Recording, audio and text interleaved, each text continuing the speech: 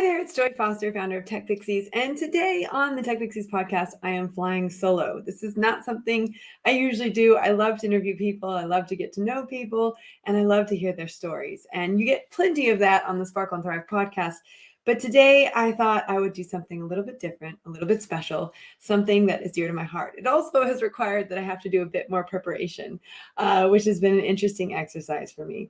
So let's get down to it. This episode is going to be releasing on or around Thanksgiving, the American Thanksgiving in November of 2021. And I thought I would do an episode all around gratitude and abundance because one of the things that I am trying to teach my students and my children and my friends and family, it's not just my students and my children, but is this concept that gratitude is the language of abundance. Now, where did I first hear this? I heard this from one of my mentors, Mary Morrissey, who studies the spiritual laws of the universe. And she really understands that there are laws that are invisible to us out there in the universe. And one of them is the law of gratitude.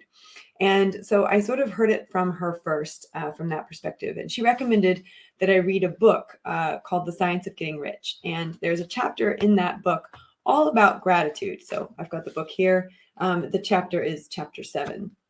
And I had already read another book about abundance, which is Dollars Flow to Me Easily by Richard Dotts. So I've sort of combined a bit of the information that Mary has taught me with the books that I have read by Wallace Wattles and Richard Dotts, and sort of connected the dots between the two.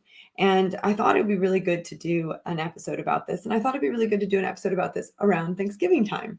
It's interesting because as an American living in America, I always knew that Thanksgiving celebrated the first harvest, which was in 1612. I always knew that.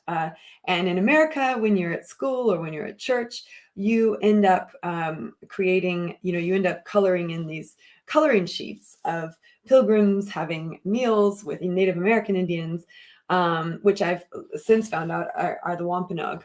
So the Wampanoag were the Native American Indians that celebrated the first harvest with the pilgrims who had come to America. And I have family history of pilgrims who came to America. So my maiden name my maiden name is Fahrenkrog. So for those of you who only know me as Joy Foster, I was once Joy Fahrenkrog.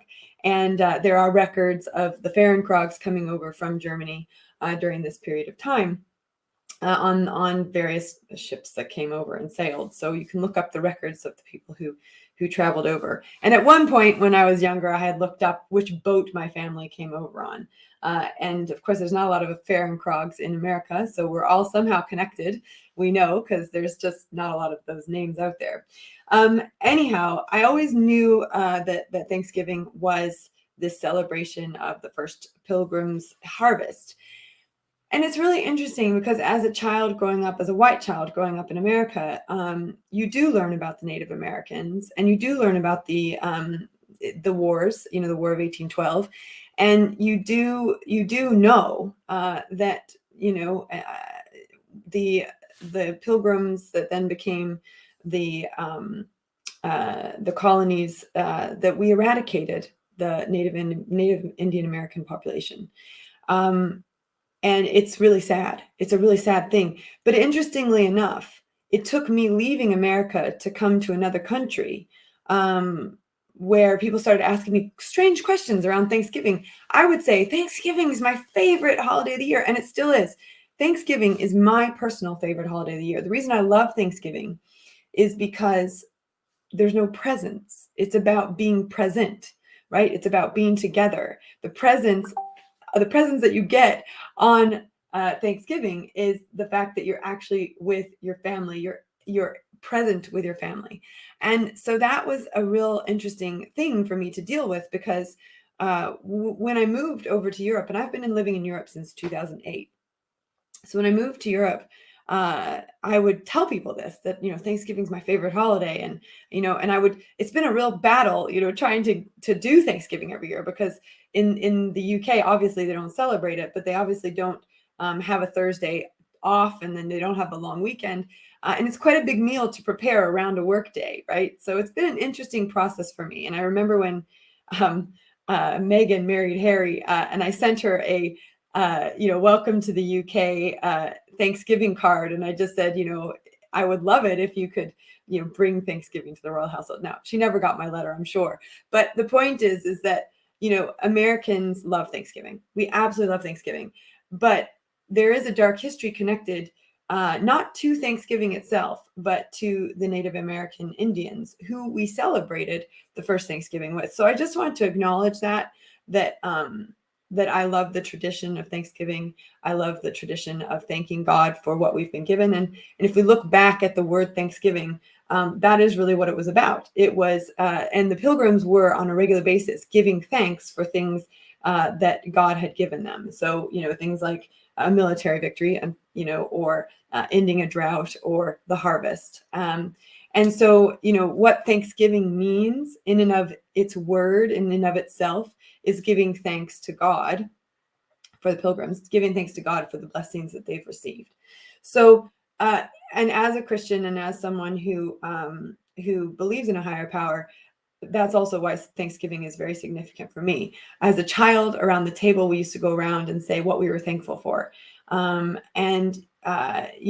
There's different ways to be thankful. You can be thankful for something that's conditional, or you can be thankful in all times, or you can be thankful when something comes to you. And each one of those has a different level of energy to it. So, I'll be thankful when I've finished my exams, is different from I'm thankful for the experience I'm having going through university. I'm thankful for the learning that I'm receiving as I'm studying for these exams. So understanding that there's different energies that come with thankfulness is also really important. It's probably a bit more of an advanced lesson, but it was something that I learned when I was learning from Mary, is that there's different levels of Thanksgiving. So, the lowest level, the lowest vibration, the lowest level of energy connected to the Thanksgiving is, I'll be thankful when this thing happens. You're not thankful now, but you'll be thankful when it happens. I'll be thankful when my business is successful. I'll be thankful,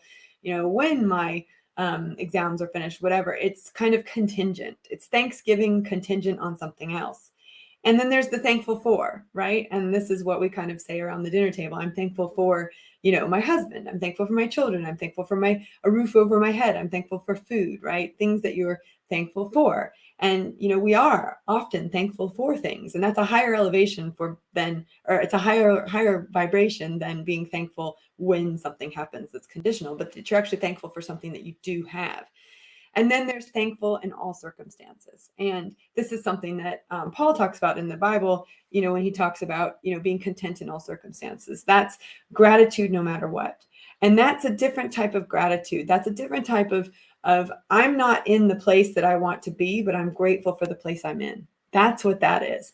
And that's taken me a long time to get my head around and to understand. And if I'm being honest, that's been one of the biggest transitions I've made in the last year. And so first of all, I want to acknowledge, I love Thanksgiving, I love what it stands for. And I want to just say, I have sat in a place of gratitude for a long time of I will be thankful when, or I am thankful for. But it has been a huge journey to go beyond thankful for and thankful when, and go into, this thankful at all times, and looking for the things that I am grateful for in all circumstances, good and bad. And one of the lessons that I learned from Mary was the pause button. And I talked about this on our vision workshop, hitting the pause button. And as you think about, a situation that you're in, and you think about all the bad things associated with that situation, she taught me to hit the pause button. And for 3 days, look for the good, look for everything you can be grateful for in that situation, even if it's not a good situation. And at the end of those 3 days, give yourself permission to have your pity party if you really want to. And it's been interesting because I loved learning that lesson. Hit the pause button and start looking for all the good things that are happening in your life while you're going through whatever you're going through. And I've had to do that recently. I've had to hit the pause button, and I've had to look for good things. And let me rephrase that word, had to. I've chosen to. I've chosen to hit the pause button, and I've chosen to reflect on a situation and try and find the good in that situation. And when you do look for the good in a situation, you will find new solutions. Einstein said you can't solve a problem with the same mindset that you created the problem in the first place. So if you're constantly thinking about the problem and not trying to get beyond the problem, then you're not going to come up with the solution, right? And so when we are in a place where nothing looks good or feels good or is right, that is actually the best place to try and seek gratitude, because you will find the answers in that place. So I thought I would just pull from these two books that I love and have spent a lot of time reading, The Science of Getting Rich and Dollars Flow to Me Easily, as we define what gratitude is and what abundance is.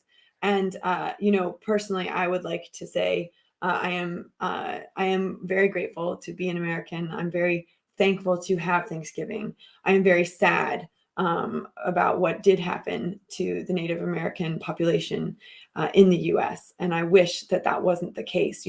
200 years after the original the original Thanksgiving, where it was 90 Wampanoags and 53 Pilgrims came together. 200 years after that, we had pretty much eliminated massively reduced the Native American population and taken their land and their food and everything. So I am very aware of that now as an American who lives no longer in the U.S. fully. Where I live, I've been living out of the U.S. for a long time. And it doesn't mean I don't love Thanksgiving, and it doesn't mean that I don't love the celebration of it and the tradition of it, but it's also that I'm aware. I'm aware of what came after that. And a lot of Americans aren't aware of that. And so if there's an American listening to this that hasn't heard that side of the story or understands that side of the story, I hope that opened your eyes, because it definitely opened mine. Living abroad opened my eyes to the fact that the world views Americans differently than Americans view themselves. Just like, the world views France differently to the way that the French view the French, right? I remember coming back from France, living in France as an exchange student for a year, coming back to America thinking, France is the best country in the world, and of course there's a lot of patriotism in France. And so it's really interesting when you live in different countries, how open your mind gets to traditions and cultures and viewpoints that you just didn't have before. And these are all perspectives. They're all perspectives, but there's also facts. There's also facts. And my perspective on Thanksgiving is it's a wonderful, wonderful family tradition. And there's the fact of the matter that there is no longer an indigenous population. So I'm just bringing those in there because I know we've got a British audience, and I know the British audience is much more aware and in tune to the aftermath of Thanksgiving than sometimes the Americans themselves are. And I wanted to address that. So let's go into really addressing the definition of gratitude and the definition of abundance. So I'm going to pull from The Science of Getting Rich and this chapter on gratitude. And it says on page 47, the version I have, it says, there is a law of gratitude, and it is absolutely necessary that you should observe the law if you are to get the results that you seek. And then it goes on and it says, the grateful mind is constantly fixed upon the best. Therefore, it tends to become the best. It takes the form or character of the best and will receive the best. Also, faith is born of gratitude. The grateful mind continually expects good things, and expectation becomes faith. The reaction of gratitude upon one's own mind produces faith, and every outgoing wave of grateful thanksgiving increases faith. He or she who has no feeling of gratitude cannot long retain a living faith. And without a living faith, you cannot get rich by the creative method, as we shall see in the following chapters. So he talks about the creative method, which is different from the competitive method. So it's this concept that everything we see on this earth is created twice. First in the mind, second in reality. So this sweatshirt that I'm wearing from Scampin' Dude, it was an idea Jo had when she created Scampin' Dude. She had an idea for a sweatshirt that someone might love and wear, and then she went and she created it. So everything is done first in the mind and second in reality. And so that's what he's talking about. And he's talking about the creative process. Anyways, it is necessary then to cultivate the habit of being grateful for every good thing that comes to you and to give thanks continuously. And because all things have contributed to your advancement, you should also include all things in your gratitude. And earlier on in the chapter, he says the whole process of mental adjustment and atonement can be summed up in one word: gratitude. He says, first, you believe that there is one intelligent substance from which all things proceed. Second, you believe that this substance gives you everything you desire. And third, you relate yourself to it by a feeling of deep and profound gratitude. Many people who order their lives rightly in all other ways are kept in poverty by their lack of gratitude. Having received one gift from God, they cut the wires which connect them to him by failing to make acknowledgement.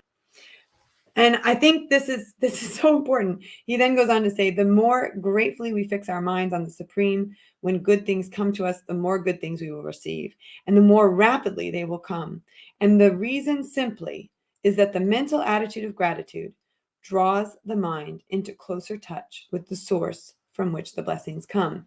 Now, this is not a sermon, and this is not about me converting you to believing that there's a higher power.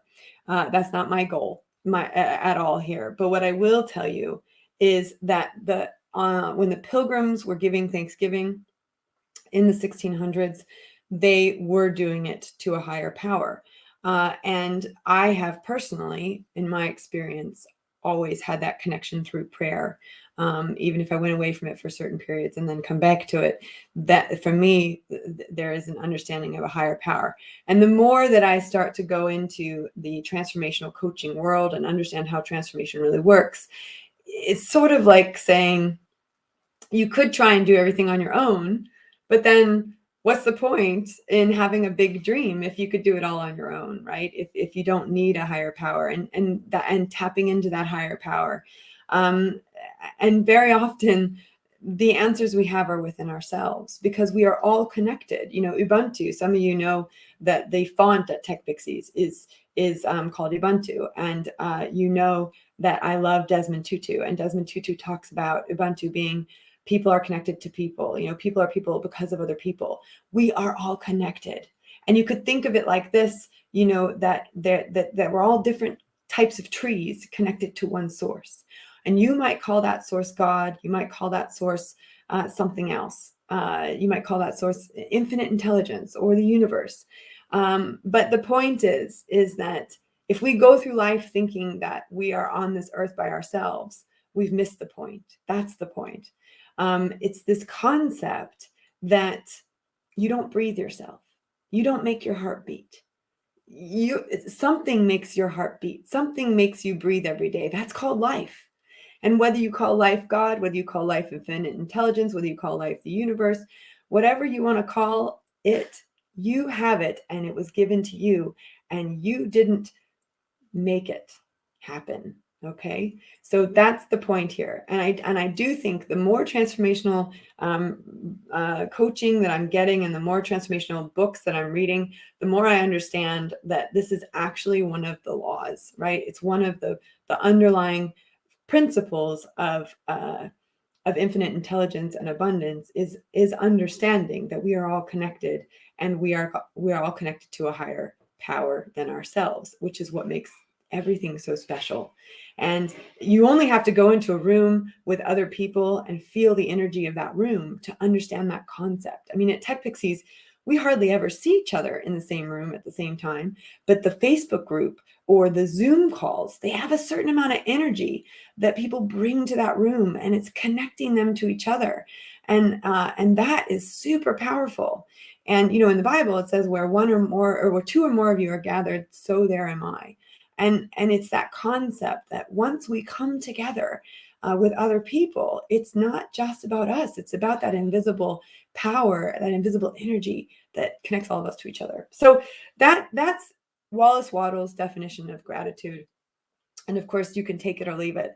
I meditated on that chapter every day, along with 3 other chapters for a 67-day period as part of my brain priming exercise.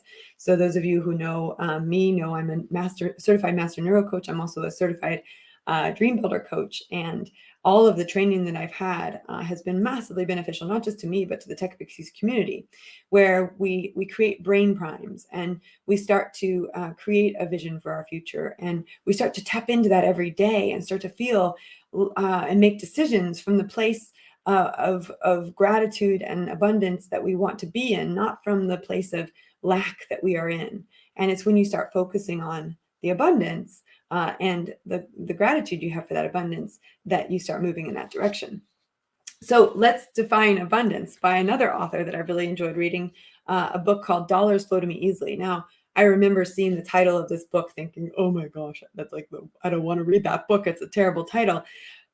But I think that said a lot about my relationship with money at the time that I read the book. I have, those of you who have followed me or know my money journey, it's been a real interesting journey. I have not had up until the last couple of years, I did not have the relationship with money that I wanted to have.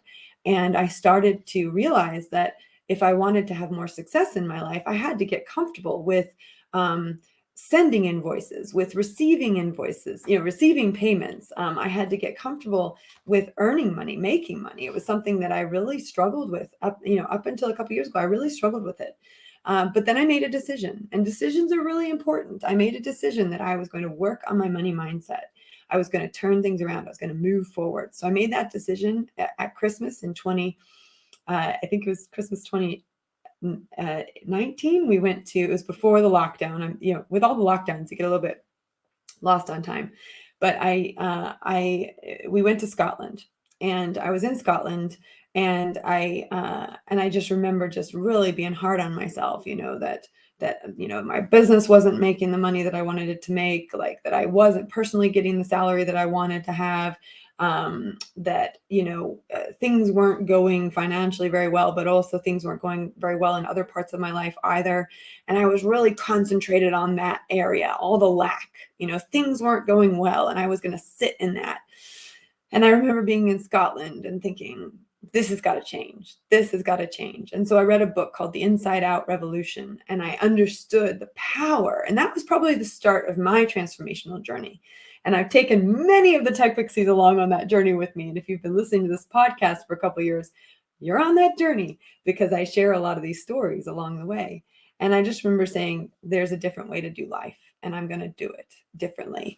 And The Inside Out Revolution was one of those books that helped me to see that I had power of my mind, that I could change my thoughts, and by changing my thoughts, I could change my outcomes, right? And it all starts with the brain. The very first universal law is the law of thinking. And there's a really good book, another good book called Working with the Law. And I've talked about this a lot, by Raymond Hollywell. And he talks in chapter 2 about the law of thinking. And it's this concept that our thoughts create, our emotions create our actions create our results. And when in the neuro coaching model, we do the same thing. We talk about the situation creates thoughts and emotions. You repeat the thoughts and emotions over and over again, and that creates a belief system. Thoughts and emotions repeated over and over again create your beliefs. You make decisions out of your beliefs, and you decide to take action or not take action, to send the invoice or not send the invoice, and you get the results. You either get the invoice paid, or you never send the invoice and you never get paid, right? And those are the results. And the decision to send the invoice or not send the invoice stems all the way back to what your thoughts and emotions are around sending an invoice in the first place. And I know this story well, because I was the person who always really, before I didn't send invoices. I would do the work and not send the invoices, and not get paid for work that I deserved to get paid for, because I was afraid to send an invoice for people to pay me for work that they owed me money for. So I know this story well. So if you're listening to this, trust me, you can work beyond this. So the definition of abundance, according to Richard Dotz, is a mental exercise. It's less of a definition than it is a mental exercise. So I'm going to read this section of the book as well, because I think it's going to benefit you a lot. So he says it's chapter 2, and it's called Your Field of Goodness, and it's on page 15. And of course, I have, who knows what version I have of the book. But anyway, he says, just for now, I would like to invite you to connect with the essence of true abundance in your life. Initially, your ego mind may object. The most common objection or excuse it throws up is, this is a silly exercise. Everything is just happening in the mind. It's not real. For those of you who have been giving into the ego mind, or rather feeding it for a longer period, it may say, what's the use of doing all these mental exercises? Nothing in the real world is going to change. Your financial situation is certainly not going to change. Therein lies the mistaken belief of the ego mind. The ego mind does not know universal truth. It only knows lack and limitation. It only knows scarcity. It only knows what society and the individual self has programmed it to know over the years. This is brain priming, guys. Therefore, when the ego mind says these mental exercises are not real, it does not know better. It is not speaking the truth. All it is merely doing is regurgitating pieces of faulty programming, which it has been replaying for you over and over again. Remember, thoughts and emotions repeated over and over again create beliefs. The biggest irony is that what the ego mind feeds you is just as untrue or unreal. It is constantly offering you false thoughts that seem real based on your faulty understanding of the world. An acronym for fear is false emotions appearing real. That is why, in the beginning, you must push ahead regardless of your mind chatter, just gently letting go. Ignoring your mind chatter, you settle down and decide to connect with the essence of the true abundance within you. Close your eyes and just feel abundant. A very light intention is all you need here. Remember, when living these spiritual principles, all you need is a very light touch, and the universe responds spontaneously and beautifully. Force plays no part in this. You do not have to force the universe to give you anything. You do not have to force the universe to respond. The need to use force comes when you believe you will not always get what you want, and therefore have to try all ways and means to get it. This is again our faulty logic at work. All of the universe is always equally present at all times for you. There is no need to force energy to flow. It just is. You are immersed in the universal field, whether you like it or not, whether you know it or not, sorry. Trying to force your universal good is like standing in a beautiful field of marigolds and then forcing the flowers to come to you. That's absurd because the flowers are already here and in bloom all around you. You just need to open your eyes to see them. Similarly, all you need to do is open your inner eyes to recognize the inherent abundance that is already there. Right now, you are standing in a beautiful field of flowers. The flowers are there, but you cannot see them. Why is that so? We are so busy looking on the outside for certain people, circumstances, or methods which we believe can help to achieve our goals that we hardly take the time to look inwards. When you turn inwards, you realize what you've been looking for all along. The feeling of abundance, which you so eagerly yearn for, has been waiting there for you all along to experience it. And what he talks about in this book is really getting you to shut your eyes and stand in a field of flowers. And when I do this exercise, I see mountains on the sides and I see this beautiful, huge valley of flowers. We were in Switzerland and we saw this one time and it's ingrained in my mind. It was the most amazing thing to see. Flowers absolutely everywhere. And this, these big mountains on the sides. And that's what I see when I close my eyes and I think about flowers everywhere. And that's the point. The point in this book is that abundance is already there. It's already in your mind. You can experience abundance anytime you want. And starting to get yourself to feel what it feels like to be abundant is one of the first steps in recognizing and being thankful for what you do have in your life that is abundant. And one of the exercises that Mary Morrissey does every morning before she gets out of bed is, before she puts her feet down on the ground, is she gets into that place of abundance. She feels that abundance and she feels what it feels like to have an abundant life, and looks always for the good things in life. The grateful mind seeks out the best in everything. The grateful mind finds the best things, sees the grateful mind expects great things. This is a principle, a spiritual principle. It's an invisible principle that rules our lives. So I'm going to close on a story about my son and trying to teach my son this concept, because it's a little bit hard sometimes to teach it to or should I say, up until now, it's been hard. And I'm going to find easier ways to teach these principles to my children. But last night when he's been studying for an exam, and we said to him if he did his studying that he could do a half an hour of a new game that he has, and that was his reward. So he had to do, at that point he had done 90 minutes of studying. He'd done a half an hour in the morning, and then he'd done a half an hour before football, and then he'd done another half an hour afterwards. So he'd gone above and beyond, and he'd done 90 minutes of studying, and we were really proud of him. And we said to him, okay, we'll give you 30 minutes to play a game that you would love. And he got on, he got the game out, he did it, got it going. And then 30 minutes came, and we said, okay, buddy, it's time to go to bed. And he was like, oh no, I just started. And he got really upset. And he was really, really upset that he had to stop. And it was interesting because he wasn't upset that he had to stop studying for the test. And yet, he had done 30 minutes, prior to going online. And that was sort of long and painful. But then these 30 minutes doing something he loved was really short and sweet. And he was quite upset that we had to tell him that, his time was up. And it was really interesting because we had to have a conversation with him that said, I understand you're disappointed that we had to turn off the TV, but it is bedtime. And we did tell you we were going to get half an hour in advance. You knew the time frames. And we said, but actually, what if you had reacted differently? What if your reaction to having the TV shut off and the game turned off, what if that was a different reaction? And he sort of looked at me like, it with tears streaming down his eyes, like, what other reaction could I have had? You just took something away from me that I loved. And it was sort of this concept of, what would it have been like if you had said to us at the end of that half an hour, wow, thank you so much for the 30 minutes. I loved it. It was great. And I hope I get to do it again. What do you think our reaction as parents would have been if you had, instead of getting upset and getting mad at us for turning off the TV, you had said, thank you so much for letting me have the 30 minutes, because we normally don't let him have screen time during the week. That was a rule pre-lockdown. There were no screens Monday to Friday. And he forgot about that because that's 2 years ago. So I sort of explained to him, like, that was a special treat, buddy. So what if you had come from the end of that with a grateful mind rather than being frustrated and angry that we turned it off? And you could see the little cogs going in his head, and he was thinking about that and everything else.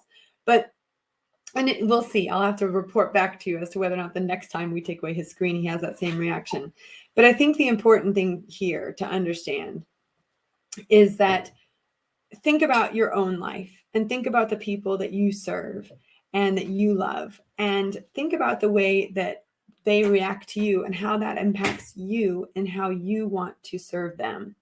Another great story that I can bring out of the depths of my heart was one of the very first times that my husband bought me flowers in our early stages of marriage. He got me these beautiful carnations, and he gave them to me. And I did not respond well. I did not respond with gratitude. And it was something that plagued our relationship for a long time.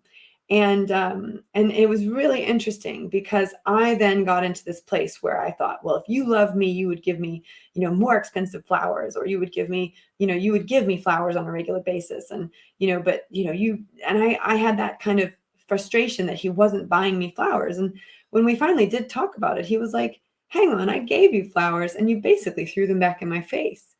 That did not incentivize me to give you flowers again, right?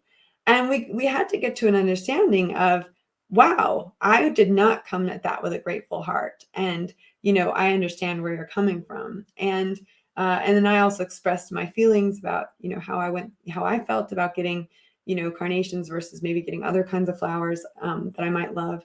And, at the end of the day, what you realize is everyone has their own perception. Everyone has their own feelings, right? But here's the deal. I can look at my own perception and my own failing in that situation, and I can say, here was someone who had gone to get me something, flowers, which I love, and he'd given me these flowers, and I did not react with a grateful heart. I did not look at what I was given and be thankful and grateful for what I was given. I wanted something else and different, and I had a different view of what I wanted. And this is where the pause button is so important. I could have, if I had that skill then, which I didn't have, I could have hit the pause button and I could have said nothing. And I could have given myself 3 days to just look for the good. And the only things that could have come out of my mouth were the good things, like, wow, I love these flowers. And, they're so beautiful. And, the funny thing about those flowers, they lasted for weeks. They were the longest lasting flowers I've ever had. And there's probably a lesson in that too, because upon reflection, a lot of times people give you flowers and within a couple of days they've died and you have to throw them away. Those flowers lasted every day. And if I had tied in the flowers to his love, I would have realized that that love was lasting every day. But of course, I didn't react that way. So one thing you can do when you're trying to figure out this exercise of thanksgiving and gratitude and abundance and understanding that the gratitude is the language of abundance. Gratitude is the language of the infinite. When you understand this, one thing you can do is start to notice what you're noticing. Start to pay attention to the way you are being grateful for things being given to you. And likewise, pay attention to the way other people are treating you. And other people are receiving or not receiving things from you with a grateful heart. And realize how that makes you feel, contractionary or expansionary, right? And that will start to, once you start noticing what you're noticing, then you can start to repattern it. You can start to rephrase it. You can start to rework it. And you can start to say, how would, if every day I lived with an intention of being a grateful person, what things would I need to change? And you can reflect back on your day and you can say, what things could I have done better? And how could I have done them better? And then know that tomorrow is a fresh start. Every day we wake up, we've got a brand new day to start all over again. And wouldn't it be wonderful if we started that day with gratitude and abundance and thanksgiving? So there's my fly solo message. I hope you enjoyed it. I certainly enjoyed preparing that for you. That it was great to put together some of the different things that I've loved learning and share them with you from my perspective. If you have enjoyed this podcast, I would love for you to share it with someone that you think will benefit from it. And otherwise, I hope you have a very abundant, blessed day.